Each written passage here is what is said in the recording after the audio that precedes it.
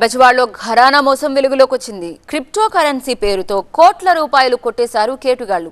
ఒకరిద్దరు కాదు, ఏకంగా 650 మందిని మోసం చేశారు. బాధితులు కోట్లాది రూపాయలు పోగొట్టుకుని న్యాయం కోసం పోలీసుల చుట్టూ తిరుగుతున్నారు. క్రిప్టో కరెన్సీలో పెట్టుబడులు పెడితే కోట్ల రూపాయల లాభాలు వస్తాయంటూ వందలాది మందిని ముంచేసిన ఘరానా మోసం విజయవాడలో బయటపడింది.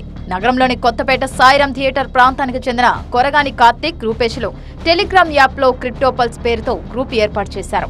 క్రిప్టో కరెన్సీతో లాభాలు వస్తాయంటూ స్నేహితులను నమ్మించి తన గ్రూప్లో కార్తిక్ యాడ్ చేశాడు. తన బంధువుల అకౌంట్లలో ఉన్న డబ్బు చూపించి అది క్రిప్టో కరెన్సీ లావాదేవీలతో వచ్చిన లాభమేనని నమ్మించాడు.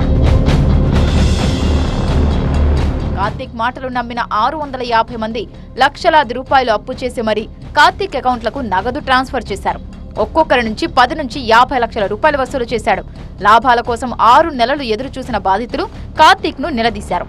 అదిగో ఇదిగో అంటూ వాళ్లకు కొన్నాళ్లు పిట్టకథలు చెప్పిన కార్తిక్ ఓ ఫైన్ డే హ్యాండ్స్ అప్ అన్నాడు.